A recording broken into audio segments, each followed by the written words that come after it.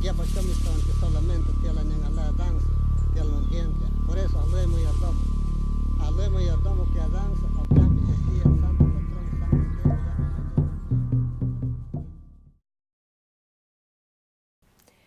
Muy buenos días, estamos aquí en una entrevista más para el libro Deconstruyendo la Sociedad Civil en Chiapas, una lectura desde las organizaciones no gubernamentales.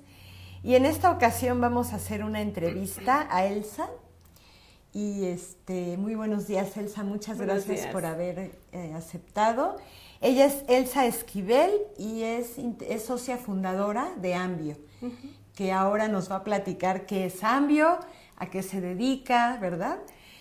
Pero antes quisiera decir que agradecemos al Museo Tatic Samuel por recibirnos en esta ocasión para realizar esta entrevista contigo. Gracias. Bueno, Elsa, pues para iniciar la entrevista quisiera preguntarte acerca de tu vida, ¿verdad? Siempre preguntamos porque sabemos que las personas que trabajamos en las organizaciones pues tenemos una historia personal que de alguna manera nos ha traído a los lugares donde estamos, ¿verdad? Y en el caso tuyo, ¿de dónde viene Elsa? ¿Quién es Elsa? ¿Qué cosas de tu vida, de tu niñez, de tu juventud consideras que que marcaron este camino, estos intereses tuyos ahora? En dónde estudiaste, por ejemplo, ¿no? ¿Qué estudiaste? ¿En dónde? Eso si nos pudieras contar. Muy bien, Pita, pues muchas gracias por la invitación. Yo creo que es una iniciativa muy importante la que se están realizando porque sin duda Chiapas cuenta con mucha historia que creo que no ha sido sistematizada de manera, pues, no quiero decir correcta, sino simplemente no se ha hecho y creo que sin duda eso es como muy importante, ¿no? Es algo interesante. Bueno, yo soy Elsa, soy originaria del Estado de México, nací en Ciudad Nezahualcóyotl, estudié en México, hice mi prepa en el Politécnico, soy politécnica de nacimiento, aunque después me pasé a Chapingo, estudié ingeniero en agroecología, soy parte de la primera generación de agroecología de Chapingo. Entonces, bueno, como parte de una primera generación, pues siempre tuvimos muchos retos, no teníamos edificios, andábamos siempre como pidiendo maestros prestados, aulas prestadas, fuimos una generación muy inquieta porque obviamente no teníamos las condiciones, ni teníamos una currícula, ni teníamos profesores como lo tenían las demás especialidades que ya tenían muchísimos años o décadas en Chapingo, ¿no? Yo creo que eso sin duda fue muy, muy importante para mí, el saber que puedes iniciar algo, no sabes, de hecho yo no sabía exactamente qué era agroecología, yo creo que más de la mitad de mis compañeros que estábamos en ese momento no sabíamos qué era agroecología, solamente sabíamos que era una alternativa y una manera diferente de ver la agronomía y de ver y de dar una vuelta también a ver la parte de organización social, las comunidades, el trabajo comunitario y demás. Entonces creo que eso para mí fue muy importante porque empezamos a aprender y enseñarnos entre nosotros mismos a ver la parte del campo y la parte ambiental de una manera no solamente social, productiva, sino también como un entorno en el cual pertenecemos, ¿no? Entonces creo que eso para mí fue importante y bueno, yo creo que también de ahí dejas de tener como muchos miedos y temores a qué puede suceder si inicias algo que quién sabe, ¿no? Que va a acabar. Cuando nosotros iniciamos agroecología ni siquiera estaba registrada, por ejemplo, en la Secretaría de Educación Pública, éramos como un programa, ¿no? Había como muchas dudas si íbamos a acabar como la carrera o solamente íbamos a acabar como un diplomado o algo así. Entonces, pero bueno, estábamos ahí porque creíamos en eso. Y tu niñez dices que naciste en el Estado de México. Sí, yo nací, bueno, nací en el DF, pero mis padres decidieron decir que era del Estado de México, de Nezahualcóyotl. Sí, mis padres han sido dos personas que han trabajado toda la vida. Ellos fueron y siguen siendo comerciantes. Soy la mayor de mis hermanos, entonces los que somos mayores, hermanos mayores, siempre sabemos que tenemos una responsabilidad de alguna manera otorgada y aceptada por nosotros, pero también, obviamente, llegas a tener un liderazgo natural, ¿no? Porque siempre es la que tienes que andar vigilando que los hermanos hagan lo que los papás dicen, ¿no? Te ponen a vigilar los papás y checa que haga esto y ve que haga esto. Entonces, efectivamente, pues eso también para mí ha sido importante. El ser la hermana mayor. Sí, exacto. ¿Y tu niñez cómo fue? ¿Cómo la viviste? Pues bueno, yo creo que, ahora como ya una persona adulta y viendo el mundo, yo creo que muy buena, porque tuve 2 padres, afortunadamente, hasta ahora juntos, lo que creo que ya no es muy común en estos tiempos. Ya los hijos son de mamá o son de papá, pero ya no son los hijos de mamá y papá. Yo afortunadamente tuve mamá y papá y los sigo conservando, lo cual para mí es una bendición. Y pues bueno, obviamente una niñez con mucha responsabilidad por ser la hermana mayor, porque mis papás trabajaban todo el tiempo, pero obviamente el hecho de que ellos trabajaran pues también nos daba oportunidad de no carecer de nada, lo cual también era pues importante, ¿no? Entonces quizás carecer un poco de compañía, de cosas de que, bueno, querías tú salir y tus papás no podían, pero bueno, ahora lo tratamos de compensar, ¿no? Y de hecho siempre o continuamente, por lo menos una vez al año, yo salgo de vacaciones con mis papás, ¿no? Y con mis hermanos, con 2 de mis hermanas.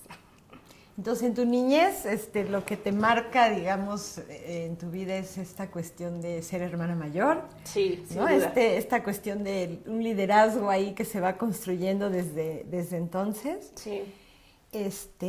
Y muchas responsabilidades, ¿no? Sí, yo recuerdo, o sea, yo ahora mis hermanos me dicen, ¿y por qué no sabes andar en bicicleta? Pues porque nunca tuve tiempo de pedir una bicicleta. O ¿por qué no sabes? Yo no sé andar ni en bicicleta ni en patines. Y esas son 2 cosas que, bueno, que yo veo que los niños normales siempre piden, ¿no? Yo veo que mis sobrinas dicen, a ver, una bicicleta, los patines, y yo nunca pedí eso porque quizás no era de mis cosas más importantes, ¿no? No lo sé, o sea, no era una niña normal en ese entonces. ¿Y la juventud cómo fue, Elsa? Pues mira, en la vocacional era parte de estos grupos que siempre estaban como, pues, como quizás un poquito a la izquierda, porque en la vocacional se habla mucho lo del porrismo, en las bocas principalmente. Entonces, con el grupo de amigos que yo me juntaba, pues era de esta gente que estaba todo el tiempo como sacando desplegados y cosas así, ¿no? Entonces, sí viví la juventud rebelde, que creo por donde todos tenemos que pasar también, porque es algo que te forma y que te marca, y porque creo que es una época en donde es algo natural totalmente. Entonces, un joven que no es rebelde, yo creo que pierde una parte importante de su vida. Claro, por lo menos personalmente sí trataba de hacerlo con cierta responsabilidad. Obviamente no me exponía en horas ni cosas así, ¿no? O sea, yo apoyaba a mis compañeros, sin duda, pero pues lo apoyaba como más en lo obscurito, pero ellos eran sí como muy visibles. Ellos tuvieron represiones, los corretearon en algún momento de donde estábamos, que era por Avenida Jardín hasta Avenida Cuitlahua, cosas así, ¿no? O sea, sí estaba como un poco metida en ese momento, en ese tipo de cosas. Después, cuando salí y me fui a Chapingo, pues cambia todo el esquema, cambia todo el panorama. Chapingo es otro espacio, es un lugar donde te permite desarrollarte de una manera más independiente. Bueno, yo que había vivido todo el tiempo en mi casa, en ese momento salgo de mi casa y me voy a vivir a Chapingo, porque obviamente eran 2 horas de traslado que eran muy complicadas para mí.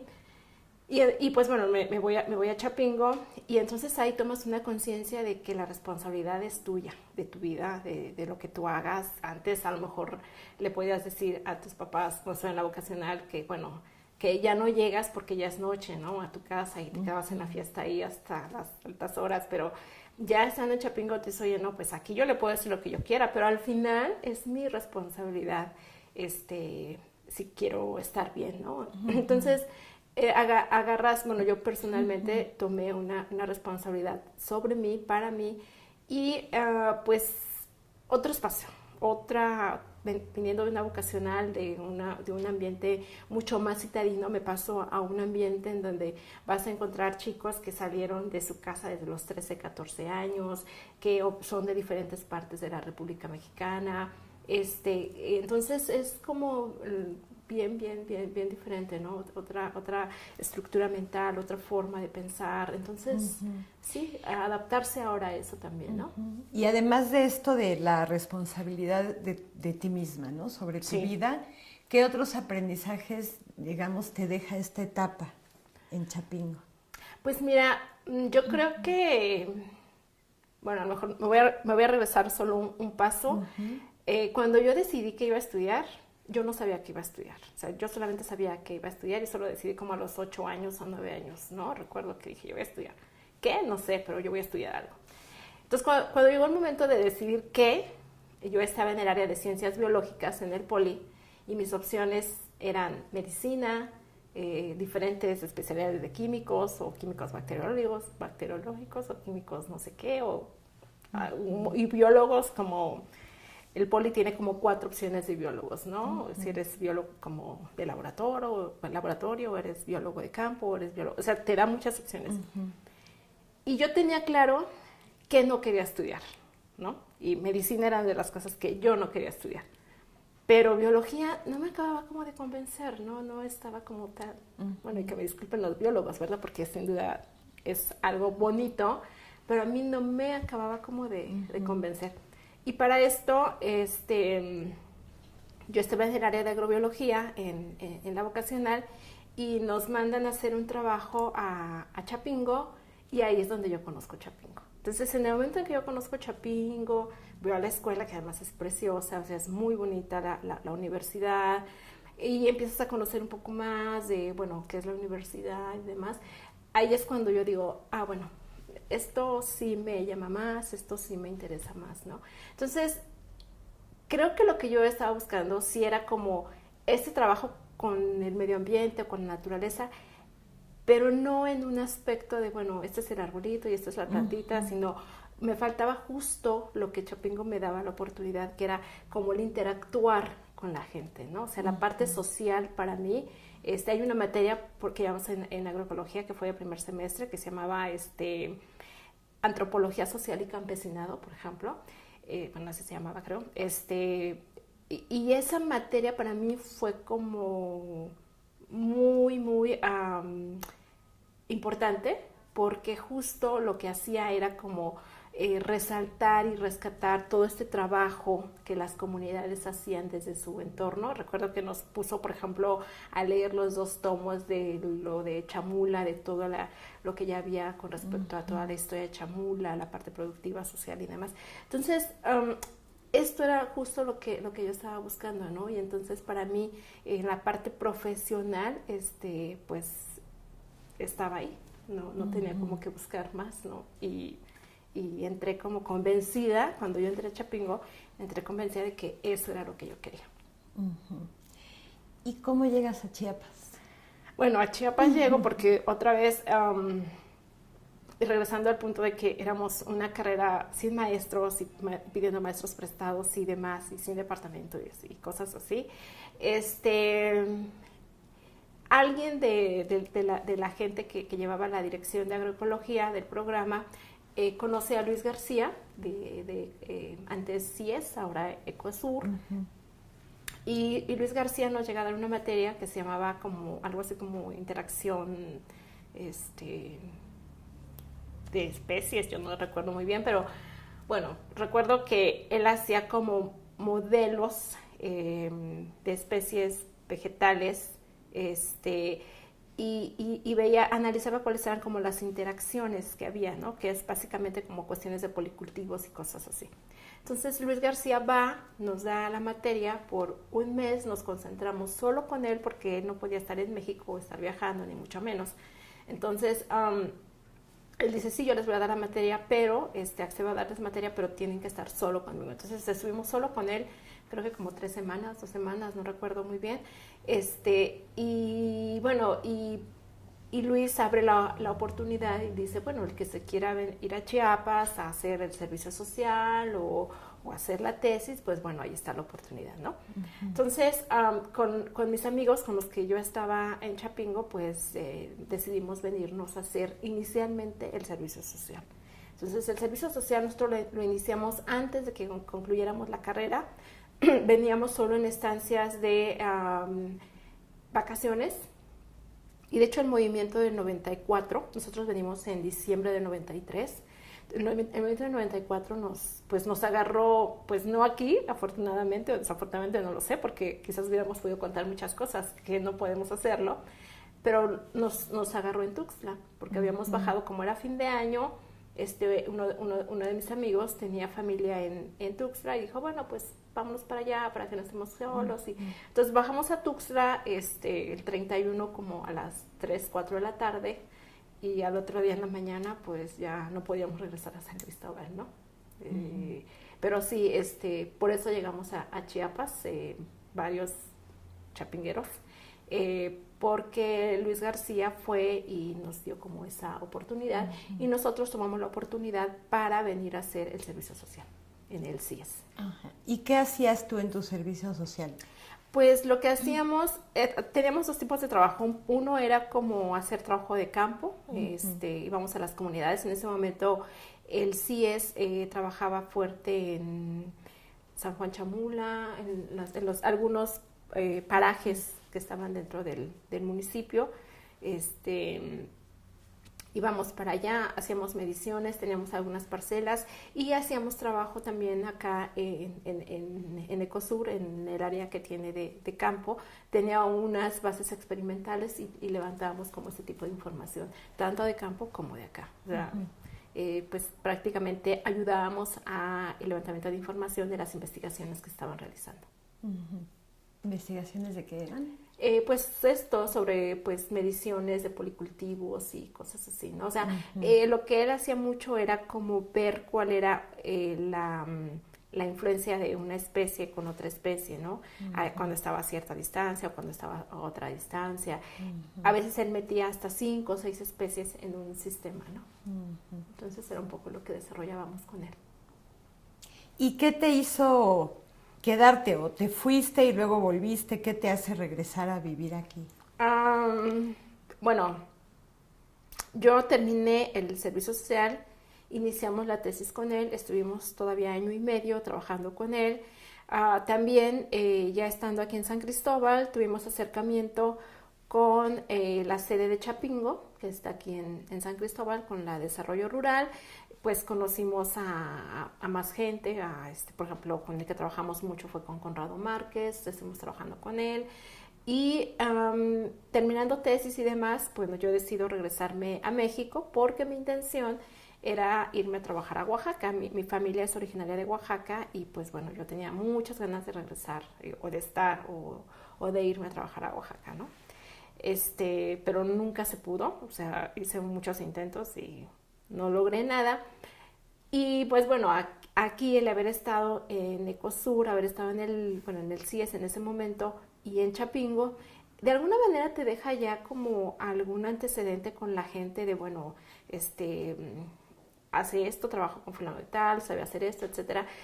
Y bueno, me empezaron como a llamar para trabajar en dos cosas. No decidí ninguna de esas dos, yo seguí como buscando un poquito más por allá. Pero pues si no tienes un currículum ni un nombre, difícilmente vas a encontrar un trabajo en un lugar donde es muy complicado, ¿no? Porque además Oaxaca es como de los estados más peleados para trabajar por todo también, igual que Chiapas. Entonces, pues finalmente decido regresar a Ecosur. Estoy trabajando 2, 3 meses en Ecosur, como un poco buscando, esperando a ver qué oportunidades había, puesto que las que me habían dado pues prácticamente ya las había dejado ir.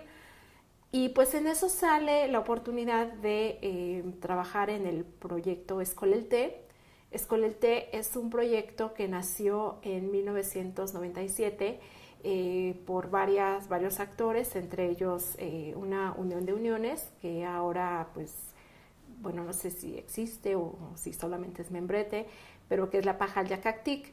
Y ellos empezaron a desarrollar un proyecto para la venta de bonos de carbono dentro de los mercados voluntarios. Esta era una iniciativa que arrancó desde 1994, 95 se hace un estudio de factibilidad, 97 se realiza la primera venta de bonos de carbono dentro del mercado, de los proyectos más pioneros y así de lo más nuevo que puede haber en ese entonces con respecto al tema. Está involucrada la gente de COSUR, estaba involucrada la gente de la paja Yacactic, estaba involucrada la gente de, en ese entonces, el INE, el Instituto Nacional de Ecología, y pues bueno, andaban buscando, yo llegué ahí porque andaban buscando a una mujer que trabajara la parte de género. Y bueno, pues yo era mujer, ¿verdad?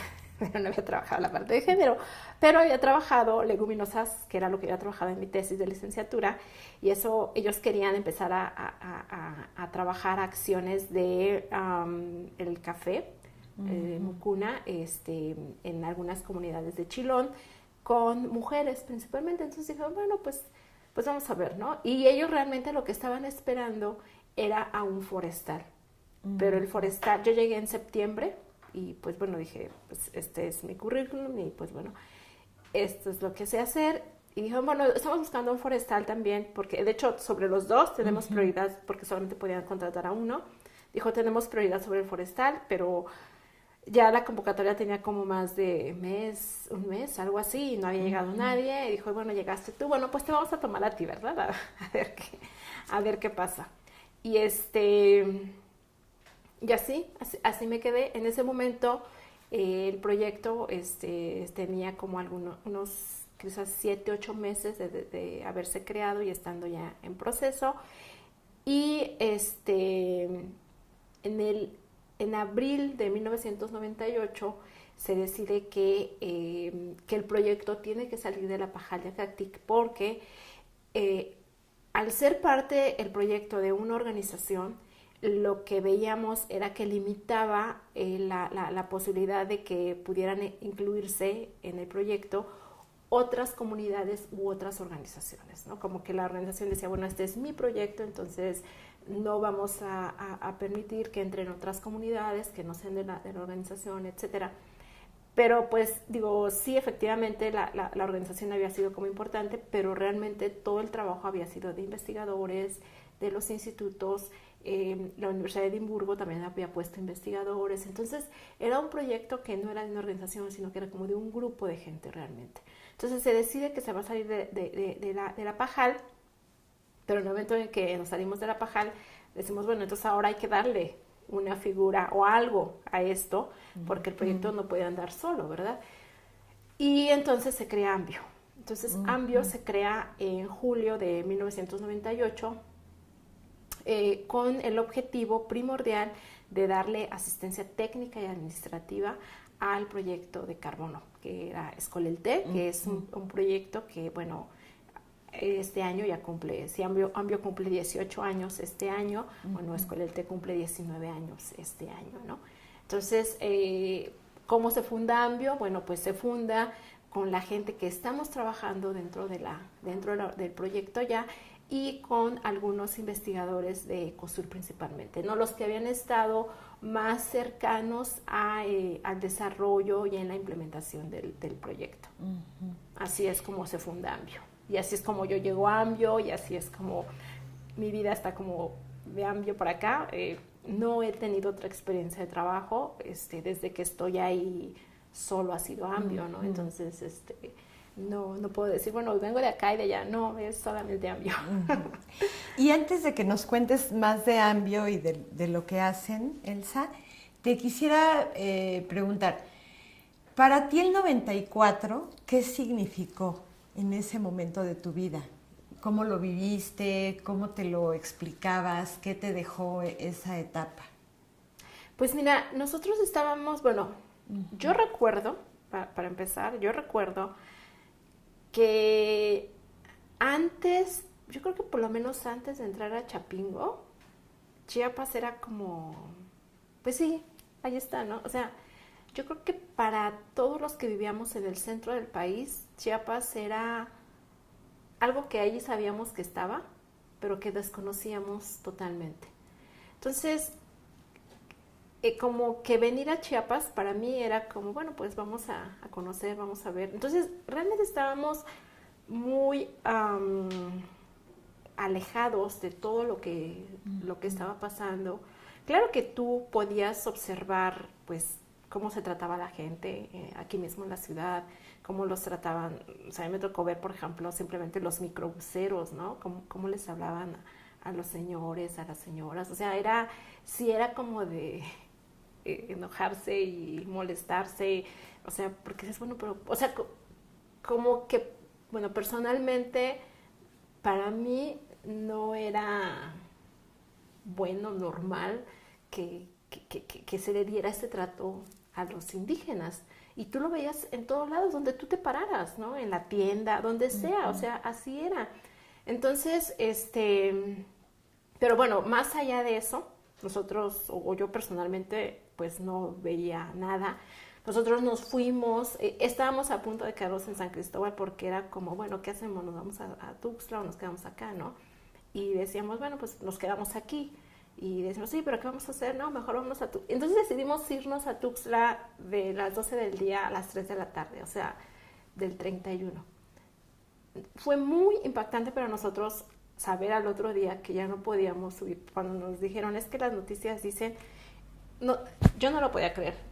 Tú dices, pero ¿cómo si yo acabo de bajar hace algunas horas y todo estaba bien y todo estaba normal y como que no había dónde, ¿no? Entonces, o sea, como que no se veía nada o no identificabas nada. ¿Qué fue lo más importante para mí en ese momento? Comunicarme con mi familia en México. Porque pues ya te imaginas, no estamos hablando de que había celulares en cada bolsillo. Entonces, para mí lo más importante era hablar con mi familia y que ellos supieran que estaba bien. Y que obviamente eso era lo que ellos querían, ¿no? O sea, saber que tú estabas bien. Que bueno, si está pasando eso, pues sí, está pasando, pero no tengo la menor idea exactamente por qué o cómo. O sea, no lo sé, porque nosotros era nuestra segunda visita a Chiapas. La primera la habíamos hecho en junio del 93 y la segunda era esta, la de diciembre del 93. Entonces, y solo veníamos 15 días, o sea, no estábamos como tan impregnados de todo el conflicto social, político, y bueno, estábamos metidos más en esta zona de Chamula, muy cercana. Entonces, realmente no habíamos tenido como tanta oportunidad de poder acercarnos y conocer un poco más de cuál era la situación. Entonces, pues sí, sin duda lo primero fue muy impactante. Y bueno, obviamente llegas a México y todo el mundo te pregunta y todo el mundo quiere saber y todo el mundo, porque nosotros después de aquí ya nos regresamos a San Cristóbal, o sea, de Tuxtla agarramos el camión y nos regresamos a la Ciudad de México. Se quedaron nuestras cosas, se quedaron todo se quedó aquí. Nosotros ya no pudimos subir, ya después Luis García nos apoyó para mandar las cosas y demás. Nosotros ya no pudimos regresar a San Cristóbal porque era imposible, nadie subía a ningún transporte público. No había manera de subir, entonces dijo, ¿saben qué? Mejor regrésense. Y pues llegas a México y todo el mundo te pregunta.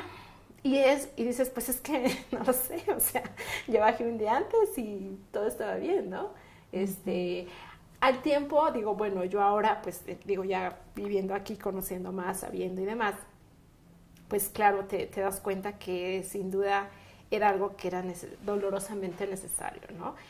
Yo puedo ver como el antes de, aunque sea por momentos que lo viví en la ciudad, y el después de, y claro, sin duda, yo creo que era necesario que esto se diera porque fue la única manera en que se pudo reconocer a una población, una sociedad que había estado totalmente olvidada y reclutada en espacios de pobreza, marginación y demás. Sí, pero eso lo entendí después, no en ese momento. Sí, llegabas a México y decías, yo quisiera decirte más, pero no te puedo decir más porque no sé más, ¿no? Sí. Entonces, para ti en 94 y la actividad profesional que estabas desarrollando ya, aunque era parte del servicio social, pero ya era una actividad profesional tuya, ¿no tenía una conexión? No. No, porque estábamos como, bueno, para empezar estábamos muy protegidos en la burbuja institucional, primer punto, y la otra, pues realmente, obviamente, Ecosur, pues tiene una responsabilidad sobre nuestra seguridad, y pues entonces, no nos llevaban a lugares bastante seguros y íbamos con chofer, o sea, sí, no teníamos ¿No encontrabas tú que conectaba tu actividad profesional con ese levantamiento? Sí, no. Okay. Bueno, Elsa, pues ya nos has contado cómo es que te integras a Ambio, pues eres socia fundadora, te tocó desde el inicio estar en Ambio. Ahora, bueno, ya nos has contado un poco por los objetivos por los que surge también la organización. Quisiera que nos compartas primero un poco esto de Ambio, ¿no? Porque pues nos preguntamos de repente, son siglas de qué quiere decir, o, ¿no? ¿Qué es Ambio? ¿De dónde surge este nombre de Ambio? Y después también que nos cuentes respecto a estos temas de carbono por los que surge esta organización, bueno, esta necesidad de separarlo de la PAJAL, en todo este tema de los bonos de carbono. ¿Cuál es el posicionamiento de Ambio ante esta cuestión de los bonos de carbono y el tuyo propio, digamos, si es el mismo? Pues supongo que al ser socia fundadora, el posicionamiento ante la cuestión de los bonos de carbono, pues surge también, ¿no? Es algo con lo que te identificas. Y es este trabajo que han hecho ustedes para lo de servicios ambientales y toda esta cuestión de manejo forestal sustentable que ahora trabajan. Que nos cuentes un poco por ahí, empezando por el nombre. Por el nombre de Ambio. Sí. Bueno, Ambio es Ambio, no son siglas. Sí, se tiende mucho a pensar que son siglas, pero no, Ambio es Ambio. Cuando, pues justo, ¿no? Como todo, cuando vas a crear algo, quieres ponerle un nombre que lo identifique y demás. Entonces anduvimos buscando, entre los que estábamos involucrados en este proceso de creación, anduvimos como buscando nombres y cosas así, ¿no? Y bueno, alguien por ahí ya había visto el nombre de Ambio en una revista de costarricense que justo trataba sobre temas ambientales y demás. Y pues ya sabes, ¿no? Cuando vas al registro bueno, no recuerdo dónde se registra. Que antes era relaciones exteriores. Ajá. Ellos te piden como 3 opciones, ¿no? Y decíamos, bueno, si alguien más ya se tomó este nombre, pues nos van a decir que pues no, porque sí estaba en Costa Rica como parte del nombre de la revista, pero en una organización no estaba. Entonces fue como nuestra primera opción y fue el nombre que quedó. Entonces andábamos buscando algo que fuera como muy sencillo, pero que también ayudara un poco a identificarnos como organización. Y pues bueno, de ahí surge un poco el nombre de Ambio, pero no significa nada. Sí, no. Hemos tenido muchos intentos de siglas, no me imagino, a veces de repente yo creo que la gente se pone así como a quebrarse la cabeza de ¿qué será Ambio? Y se pone a desarrollar ahí nombres. Nos han puesto como 2 o 3. Uno es el que se nos ha hecho como el más ingenioso y el más bueno, que nos pusieron Asociación Mexicana de la Biodiversidad, que estuvimos casi a punto de adoptarlo porque dijimos, este está muy bueno, pero no checa con nuestra visión, porque vamos más allá de la parte biológica o de biodiversidad, ¿no? Entonces, ¿cuál es la visión de Ambio? Híjoles, no las traigo en la cabeza. No, pero más o menos. Pero bueno, en términos generales, como visión tenemos pues ser una organización mexicana que ayude en la asesoría, apoyo y demás con relación a la parte de los servicios ambientales, ¿no? En términos de principalmente captura de carbono y que esto sea como un motor para el desarrollo rural de las comunidades.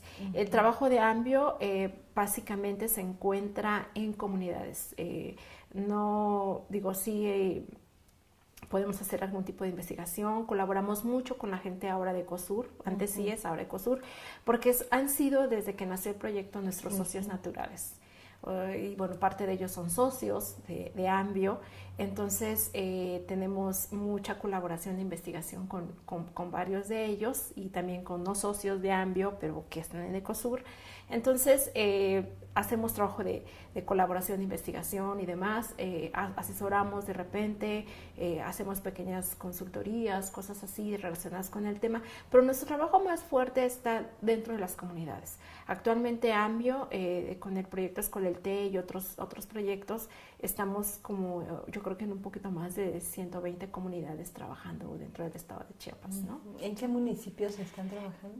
Pues estamos en casi todas las regiones. La única que no trabajamos es la de los Altos de Chiapas. Estamos en la Sierra, estamos en Marqués de Comillas, estamos en la zona norte, estamos acá ahora por acá por la zona de Locote, Cañón del Sumidero, en Comitán, Ocosingo, pues Maravilla Tenejapa. O sea, traemos muchas regiones trabajando, ¿no? Principalmente en la parte de servicios ambientales con el proyecto Escolelte, pero también en iniciativas como cuestiones de adaptación a cambio climático ahora, manejo del fuego, trabajos ahora estamos empezando a desarrollar la perspectiva de género, no era un tema que estaba dentro de Ambio, y que a partir de este año prácticamente estamos ya retomándolo como un eje importante dentro de los proyectos de Ambio, ¿no? Y dentro del programa Escolelte,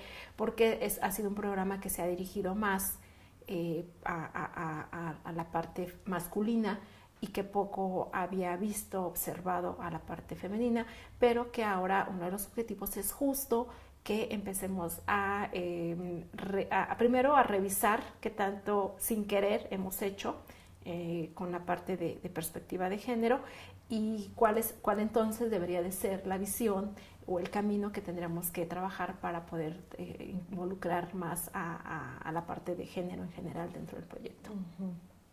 Entonces, y bueno, no recuerdo, es que me comentaste varias cosas. Bueno, ¿cómo nace? Voy a contar un poco cómo nace Escolelte. Escolelte nace como, obviamente, una respuesta a la mitigación a cambio climático a través de la compra de bonos de carbono, ¿no? Principalmente dióxido de carbono. Aquí está muy involucrada la gente de Edimburgo. Un estudiante que viene de Edimburgo a la Pajal de Acatí justo a hacer su estancia profesional, pues observa pues como toda la cuestión de tala y demás en la parte forestal, empiezan a hacer algunas acciones de reforestación. Cuando él regresa a Europa, pues se da cuenta que están haciendo esta idea de los mercados voluntarios y de una alternativa que puede ser una alternativa para la parte de cambio climático, y entonces hace las gestiones con la Universidad de Edimburgo, que él estaba haciendo el doctorado o maestría, no recuerdo, en la Universidad de Edimburgo. Se contacta con la gente de Ecosur, con Ben de Jong, que ya estaba trabajando algo de eso también, y también con el INE, ¿no? Instituto Nacional de Ecología, y empiezan a trabajar un estudio de factibilidad que fue pagado por la Universidad de Edimburgo y por el INE. El estudio de factibilidad lo que básicamente buscaba era ver cuál podría ser el proyecto, y la otra, evaluar el interés social y económico de las comunidades para integrarse en este mercado. Entonces sale ese trabajo, y con ese trabajo en mano esta persona empieza a buscar compradores de carbono en Europa. Pero antes de que sigas, ¿qué conclusiones importantes tiene este estudio que hacen? Bueno, una que obviamente había un deterioro en la parte forestal, ambiental, en las comunidades. La otra, que había interés por parte de las comunidades en que se restaurara, pero además de que esa restauración tuviera un reconocimiento económico. Y las comunidades estaban dispuestas a participar en el proyecto, pues para la parte tanto ambiental, pero también en la parte del reconocimiento, ¿no? Entonces, sí había interés, había disposición, la gente podía pues poner un pedazo de tierra para poder reforestar, y obviamente pues recibir un apoyo por eso, ¿no? Entonces también en ese estudio se determinó cuáles eran las especies que la gente estaba dispuesta a reforestar y también cuáles eran los sistemas agroforestales con los cuales la gente quería participar, ¿no? Entonces, y al final también una de las conclusiones importantes es que en un costo de oportunidad se definió cuál era el precio de carbono que se podía pedir por ese trabajo que iban a realizar las comunidades. Y Elsa, ¿por qué no nos cuentas un poquito qué es esto de venta de bonos de carbono? Bueno, la transacción, por llamarlo de alguna manera, es una transacción, para empezar, de un bien no tangible. Es decir, para mí es de algún modo una venta, compra-venta voluntaria, porque, bueno, yo te capturo tu carbono y yo te voy a entregar a ti solo un papel donde dice que te capture tu carbono y tú me vas a pagar por eso. Y yo tengo que tener, obviamente, toda la documentación que diga que efectivamente el papel que yo te estoy dando está sustentado por una serie de cosas, ¿no? Hay un productor que lo está haciendo, que está identificado, que sabemos en qué parcela de su propiedad lo está haciendo, que sabemos cuántos árboles va a sembrar y que sabemos entonces cuántas toneladas de carbono va a capturar. Probablemente va a capturar 50 toneladas y tú estás emitiendo, empresa o individuo, estás emitiendo 50 toneladas. Entonces, esas 50 toneladas de carbono que tú estás emitiendo van a ser compensadas por este otro productor que está reforestando para capturar 50 toneladas de carbono. Entonces, al momento que se hace esa transacción de compra-venta, pues se hace una neutralización, tú te vuelves neutra porque ya no vas a... O sea, tu contaminación quedó capturada y el productor tiene, por otro lado, la responsabilidad de cuidar, proteger esta área para que pueda hacer la captura en determinado tiempo, porque obviamente el crecimiento de los árboles es lento, ¿no? Entonces la captura se va a dar, pero en un determinado tiempo, no es importante, no es como en tanto tiempo, o bueno, mañana, sino tú me pagas hoy y tú vas a ver tu captura en 25 o 30 años, que es más o menos el tiempo que se lleva, ¿no? O es el mercado en el cual nosotros funcionamos. Por eso yo digo que es una venta de voluntad, de credibilidad,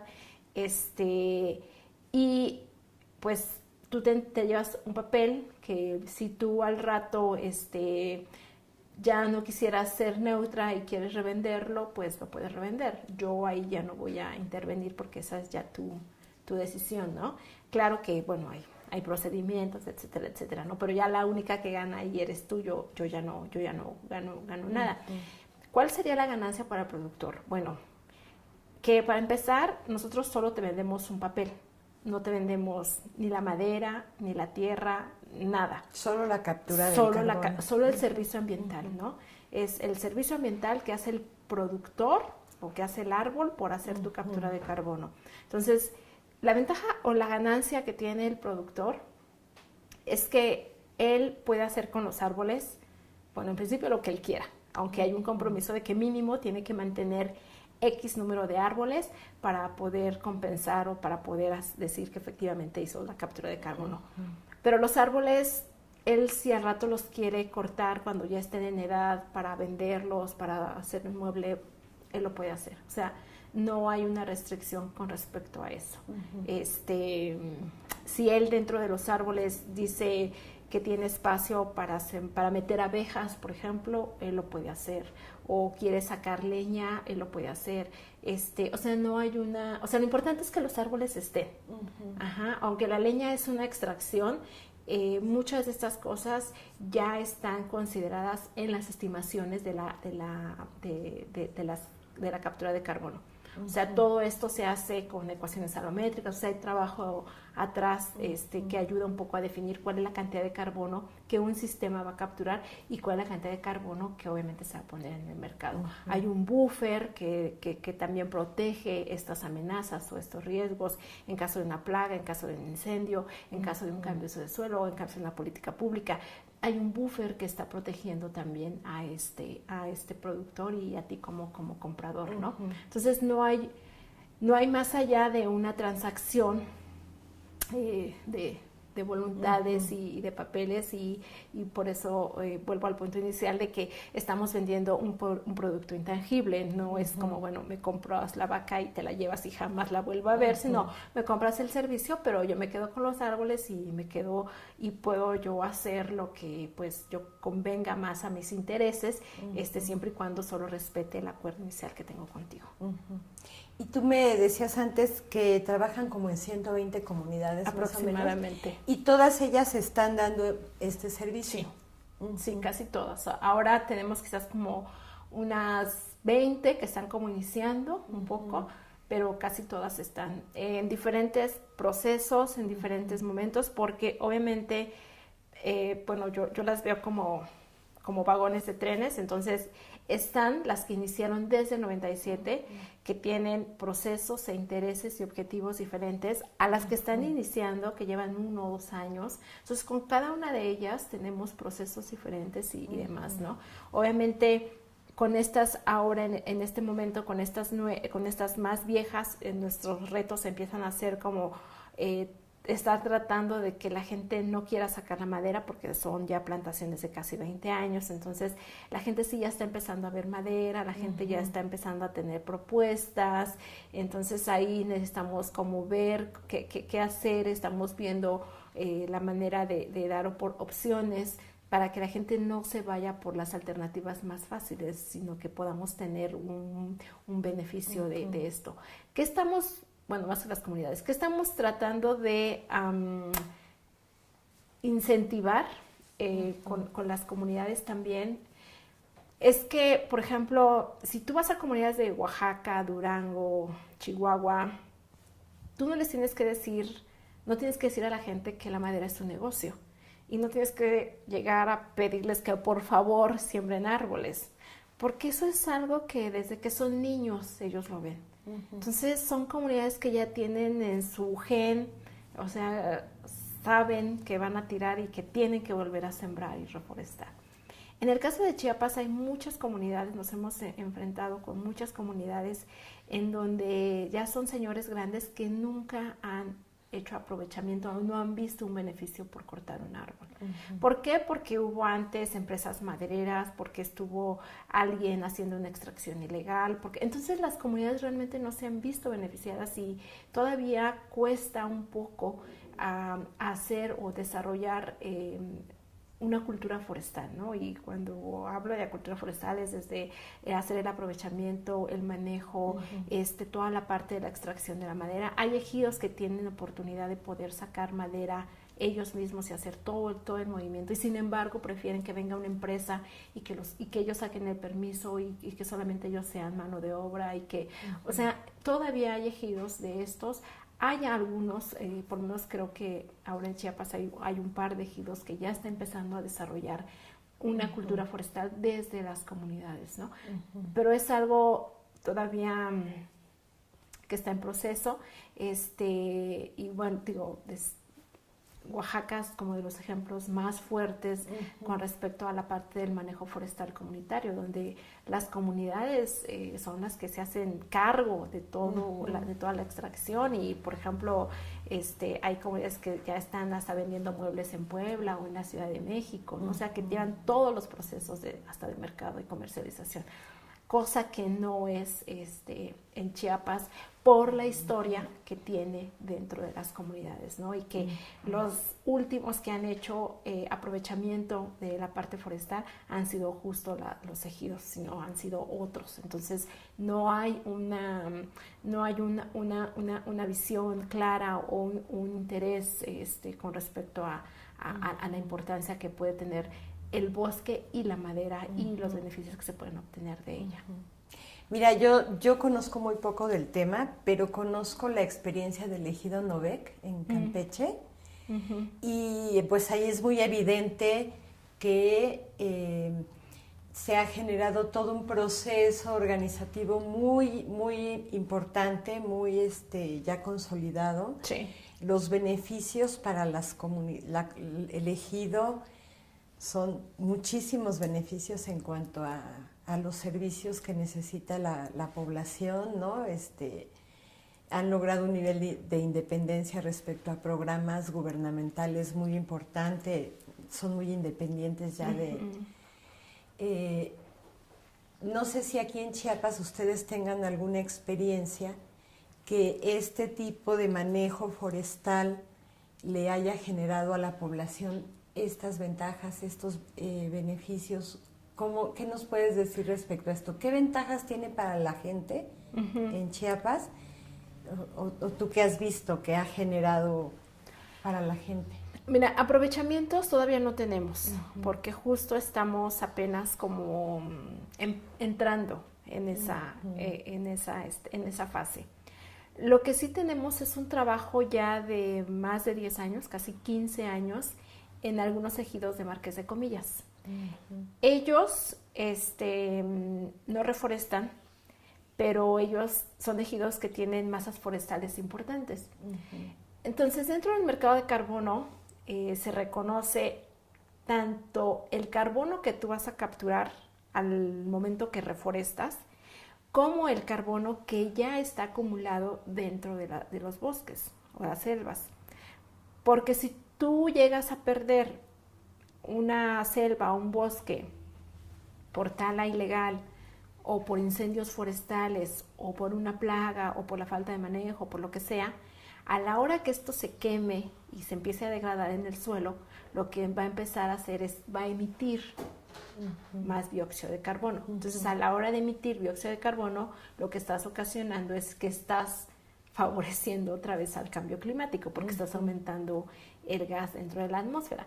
Entonces, este es un mercado que nosotros venimos trabajando desde el año 2000 y que ahora, a partir de las COPs y demás, se le ha llamado como RED, lo que es ahora la reducción de emisiones por deforestación y degradación.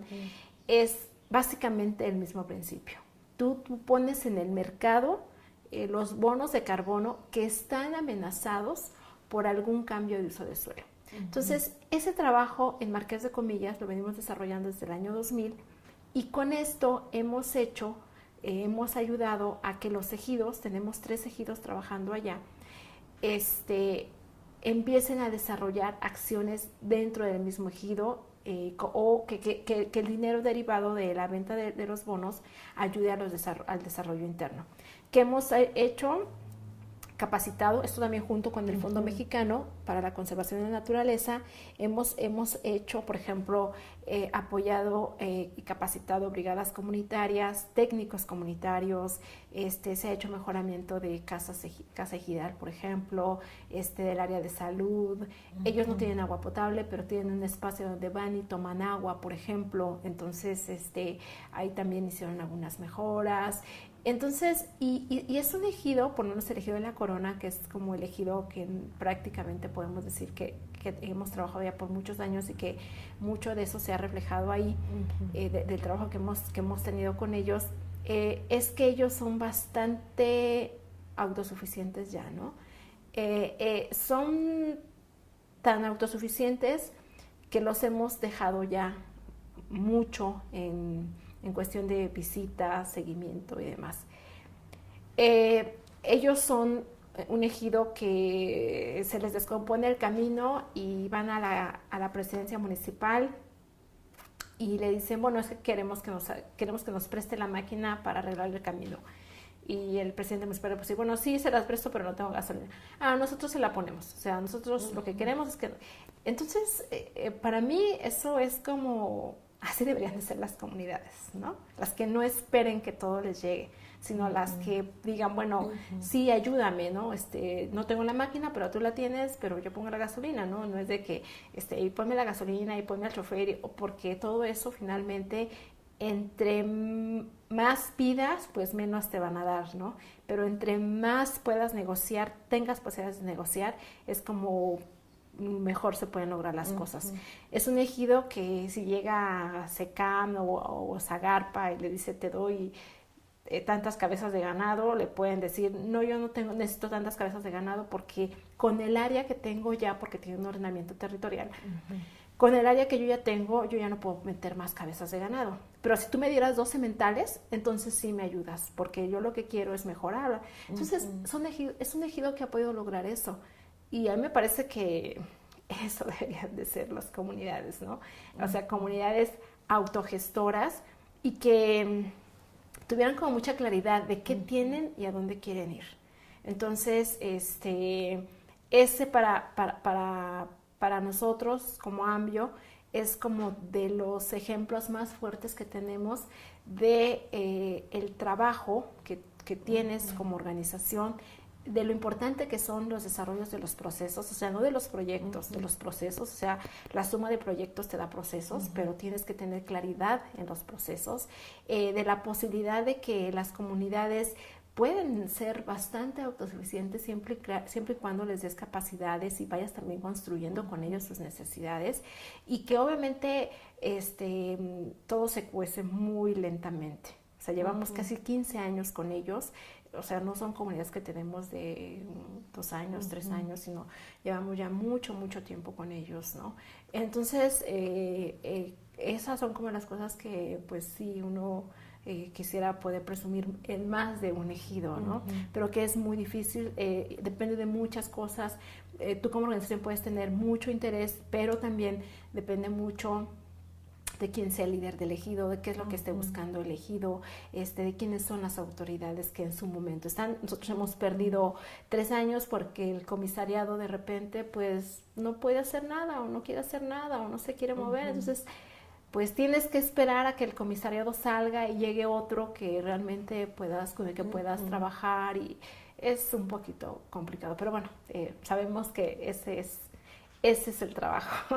Sí, y esa es una, digamos, desventaja, pero también ventaja para muchas de nuestras organizaciones, que pues las administraciones, los gobiernos van de paso y nosotras siempre vamos a estar ahí, ¿no? O sea, entonces, bueno, a veces solo es cuestión de esperar a que cambien las condiciones. Exacto. Oye, quiero preguntarte algo, mira. Yo he escuchado muchas críticas a esto del programa Red Plus, ¿cómo se le llama? Que tiene que ver con esto del mercado, de poner en el mercado estos bonos de captura de carbono. Incluso he escuchado opiniones de parte de Greenpeace, de gente de Greenpeace, donde dicen, bueno, el programa está bien, lo que criticamos es cómo meter en un mercado con una lógica neoliberal estos servicios ambientales, ¿no? Y cómo se empieza a meter a la gente en una lógica de mercado neoliberal, ¿no? Que debería de tener otra lógica. Es la opinión que yo he escuchado de gente de Greenpeace, por ejemplo. ¿Cómo se posicionan ustedes ante estas críticas de este mercado de bonos de carbón? Bueno, pues nosotros llevamos 18 años en el mercado, entonces imagínate, Escolelte es el programa más viejo vigente en el mercado voluntario. Con nosotros nacieron otros proyectos, otros programas en el mundo, no solo en México, y sin embargo seguimos siendo el único proyecto vivo después de 18 años, ¿no?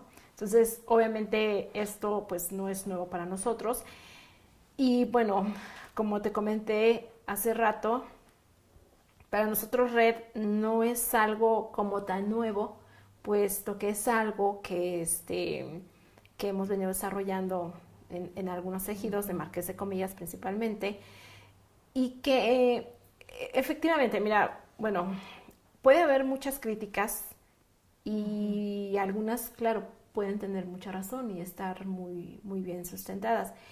Yo lo que puedo decir es que desafortunadamente no hay muchas opciones de repente para las comunidades, y la otra es que si no hay opciones, pues tampoco la crítica tiene fundamento. O sea, si tú me vas a decir, bueno, mira, es que red esto, pues está bien, pero entonces, ¿qué hacemos, no? O sea, como que entonces, ¿por dónde vamos? ¿A dónde? ¿Qué es lo que debería de, qué es lo que sí entonces debería de ser? Entonces, yo lo que puedo decir es que las comunidades tienen la libertad de decidir.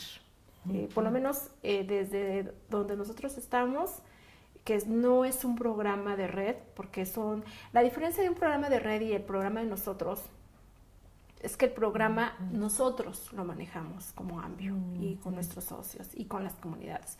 Entonces las decisiones las tomamos nosotros. ¿Cuál es la diferencia de red? Que todas las decisiones quedan a nivel de gobierno.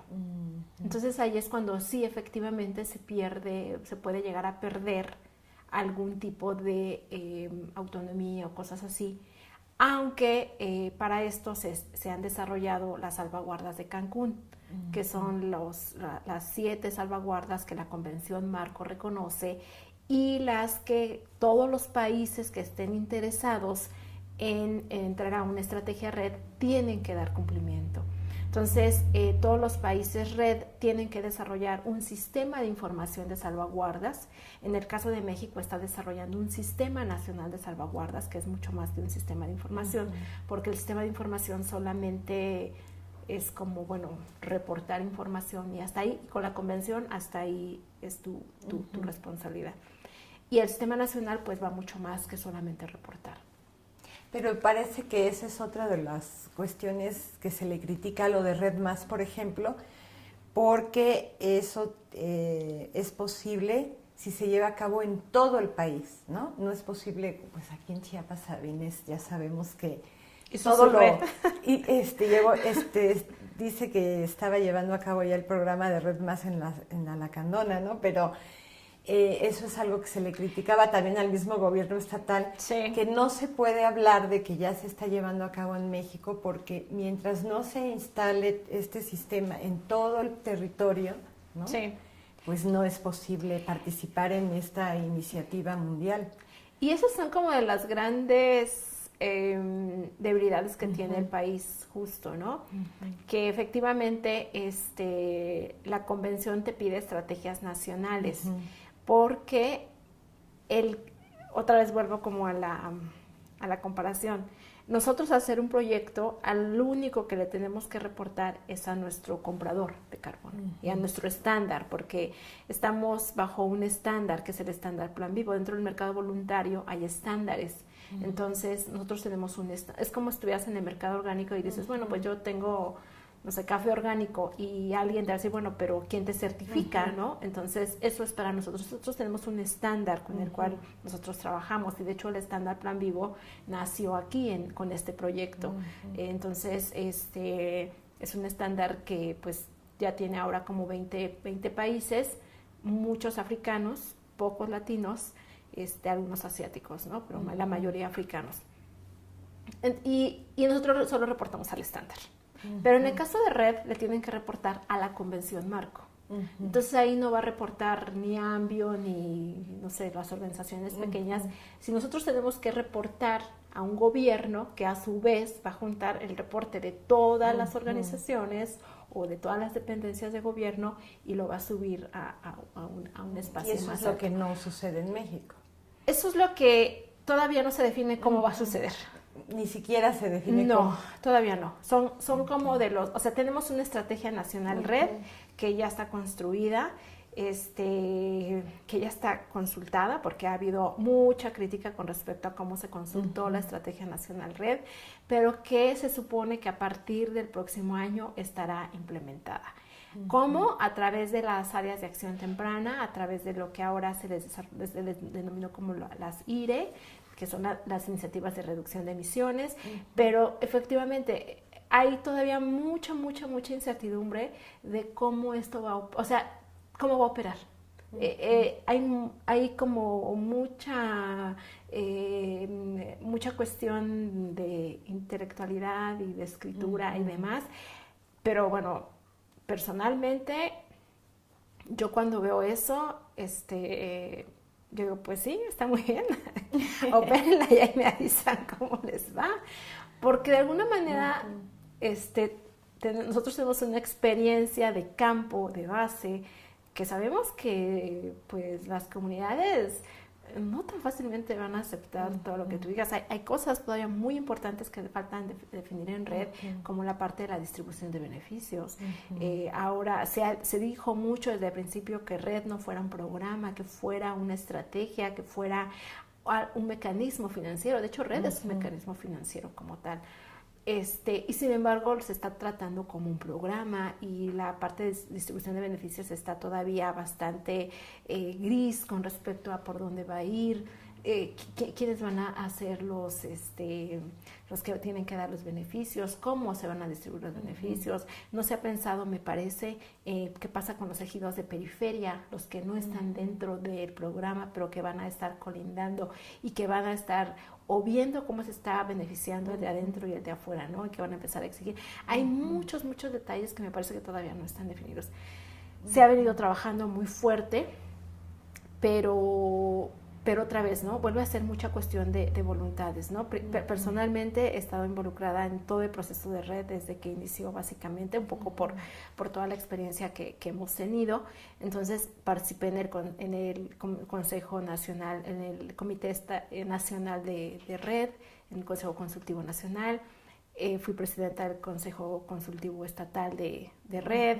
Ahora estoy en el Grupo de Cambio Climático del Consejo Nacional Forestal, donde también se ve el tema de red. Entonces he estado muy metida en toda la parte de red, y bueno, puedo contar la historia. Y como tú dijiste, los gobiernos han cambiado, pero las únicas que tenemos memoria del proceso completo somos las organizaciones. Somos las que hemos estado ahí, y a veces pues sí, somos gente incómoda para el gobierno, porque le tienes que recordar que pues bueno, eso no era, eso no se había dicho, eso no estaba planteado así, y que obviamente hay temas que todavía están pendientes a resolver con el tema de red. Entonces, en conclusión, yo diría, pues yo esperaría ver faltan muchas cosas por desarrollar todavía, falta mucha claridad, debe de haber una mayor participación de la sociedad, de las organizaciones en general.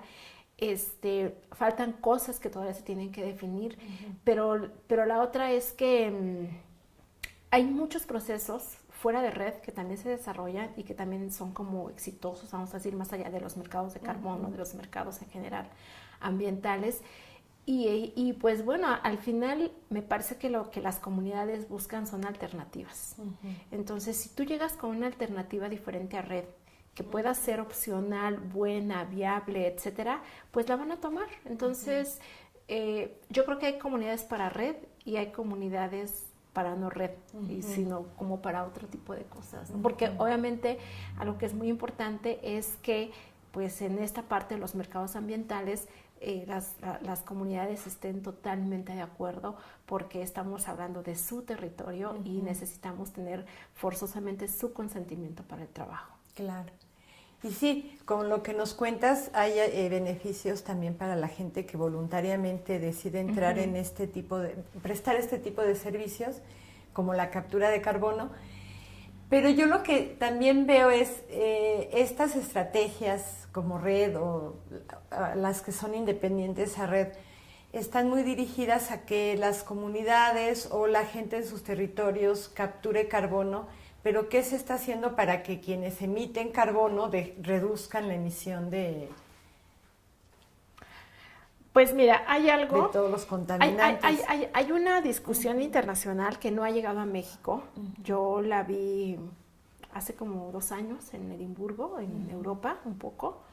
El año pasado me parece que ya se escuchó un poquito más en California, por ejemplo, que es como de los socios fuertes de red, que se llama justicia climática. Y justo la justicia climática está abordando ese punto. Ok, estamos dando toda una responsabilidad a comunidades y demás, y países pobres, o sea, como pensando en todo un proceso más complejo, pero no estamos poniendo puntos en donde deberíamos de hacerlo. Entonces, el tema de la justicia climática va un poco en ese sentido, ¿no? En que en que cómo hacemos para que finalmente todos los países y todos los gobiernos realmente se comprometan a poder hacer una mitigación a cambio climático que vaya más allá de solamente comprar bonos de carbono. Es muy complejo porque, bueno, si recuerdas, hace 2 COPs se había aumentado un grado el aumento de temperatura para el 2050. Estaba en 2 y se había dicho que 3. Hubo fuertes negociaciones y se bajó otra vez a 2, ¿no? A 2.5 creo, para esta COP que pasó. Entonces, aún así,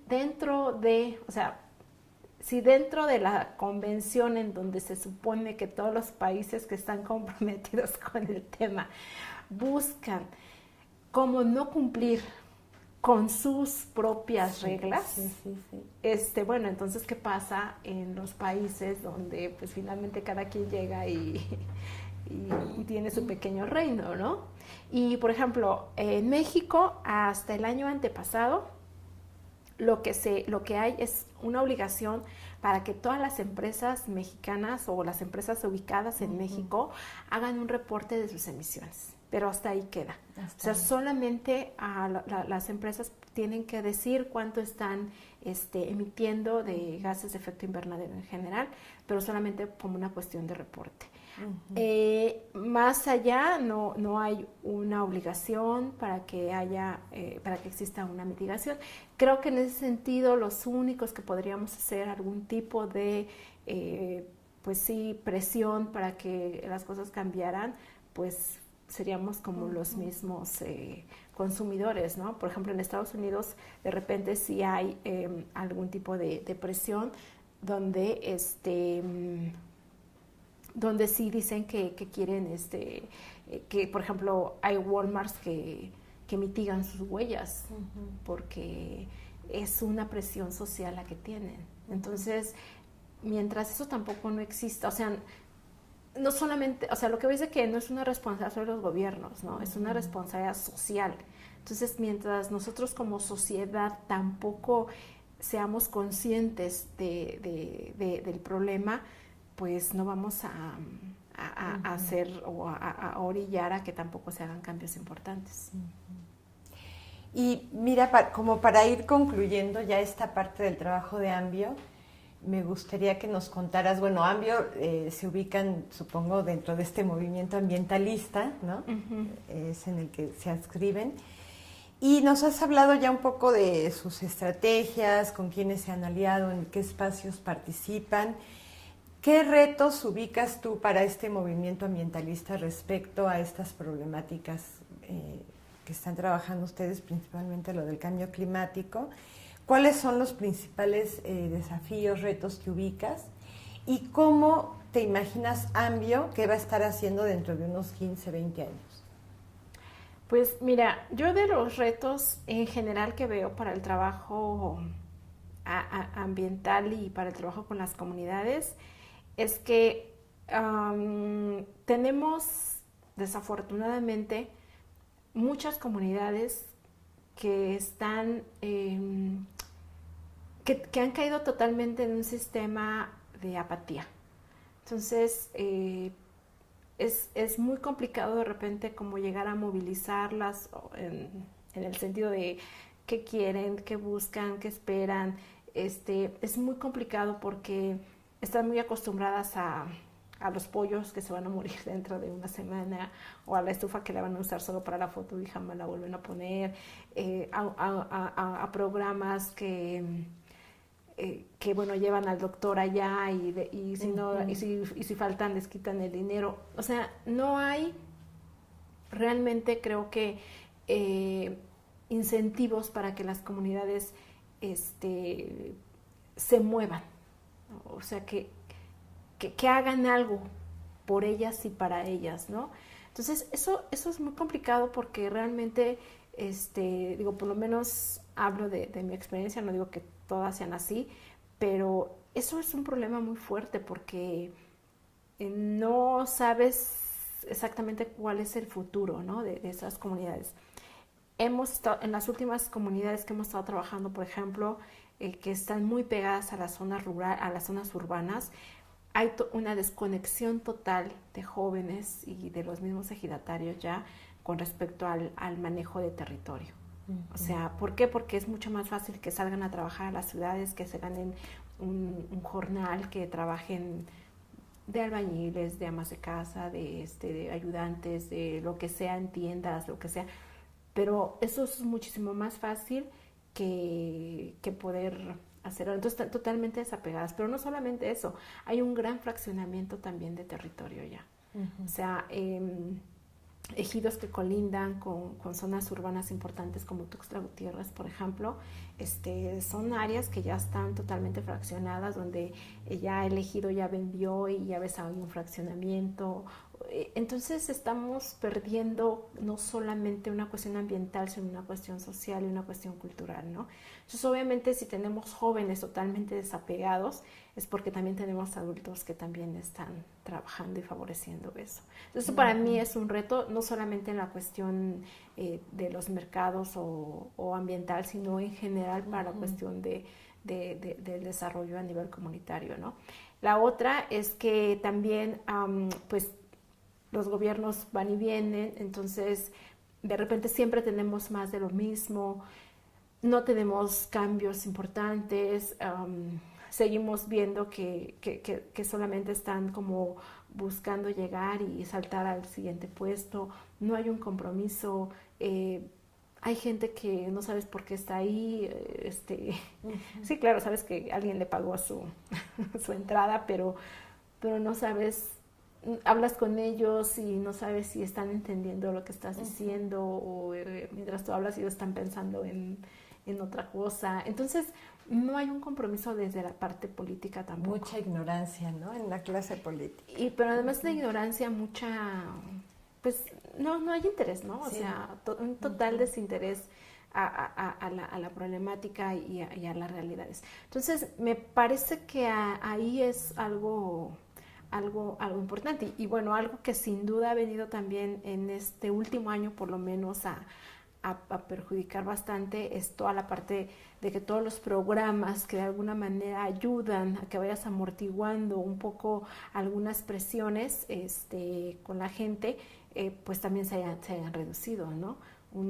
Proyectos o programas, por ejemplo, como los que la CONAM tiene, que ayudan un poco a que puedas enganchar procesos, pues van como desapareciendo porque bajan los presupuestos institucionales. Entonces, de un techo presupuestal que tenían del año pasado, que si aún así era bastante raquítico, pues se reduce un 5, 10, 15% y obviamente pues también eso pues te llega a afectar. Entonces, pues para nosotras las organizaciones, la gestión es de todos los días, es del día a día, es no solamente la gestión, sino también la vinculación, porque obviamente donde no tienes dinero, pues tienes amigos y entonces algo se puede hacer, vamos a hacer un taller, nada más, no me cobres, yo te pago la comida y todo. Entonces, creo que esa es la vida de ONG, la vida de colaboración, ¿no? Hoy vienes, no vamos a cobrar nada, pero yo mañana voy y te voy a apoyar, ¿no? Creo que esa es un poco la vida de ONG y creo que es un poco lo que también le da como la fortaleza a mucho del trabajo complementario, porque no es para que hagamos el trabajo que le toca al gobierno, es el trabajo que de manera complementaria deberíamos de hacer, que el gobierno tuviera que tener como responsabilidad. Pero muchas veces las responsabilidades se quedan totalmente en tus manos porque no ves al gobierno por ningún lado, ¿no? Sí. Elsa, por último quisiera pedirte, mira, la entrevista la vamos a difundir en un programa de radio que se transmite por la 99.1, frecuencia libre, que se llama Espacios de Esperanza. Okay. Y es un programa pues que también es escuchado por organizaciones en Chiapas, campesinas, indígenas, pero también por otro tipo de organizaciones del movimiento ambientalista, de otros movimientos, y te pedimos que tú puedas dirigir un mensaje de esperanza, ¿no? Que transmita este ánimo por seguir en este trabajo que de repente puede resultar frustrante o desgastante, ¿no? Y de repente como que sentimos que ya queremos tirar la toalla. que tú, dada tu experiencia de tantos años que has trabajado en todo esto y a todo lo que te has enfrentado, ¿qué es lo que puede mantener la esperanza en una organización que se enfrenta a tantas dificultades en el camino? Entonces, si tú quisieras dirigir a la gente que nos va a ver y nos va a escuchar, un mensaje de esperanza. Pues mira, yo creo que lo importante es lo que señalas. Efectivamente, estamos en un medio bastante complicado, pero creo que finalmente el trabajo no de unos, sino de todos, con objetivos y estrategias y además puestos muy, muy claros y además con un compromiso, es lo que puede hacer que las cosas funcionen. Y pues recordar que son cosas de tiempo. Yo creo que lo que menos debemos de tener es desesperación porque no se logren las cosas en los tiempos que nosotros planteamos, pero que al final son procesos que te llevan mucho tiempo, son procesos que tienen que tener mucho trabajo y mucho compromiso, y que bueno, quizás no logremos todo lo que nos planteamos en un principio, pero poder ir haciendo pequeños cambios es lo más importante. Pues muchas gracias, Elsa. Gracias. Muchas gracias por esta entrevista, por compartir toda esta experiencia de Ambio. Elsa Esquivel de Ambio, estuvimos aquí contigo y queremos agradecer una vez más al Museo Tatik Samuel, este espacio que nos han brindado para realizar las entrevistas. Muchas gracias. Al equipo de Promedios, también muchas gracias. A Paola por todo el trabajo que le invierte para hacer posible la realización de las entrevistas para el libro. Y pues, gracias a ti. Gracias por la invitación y esperemos que esto también dé muy buenos resultados. Muchas gracias, Elsa. Gracias. Hasta pronto.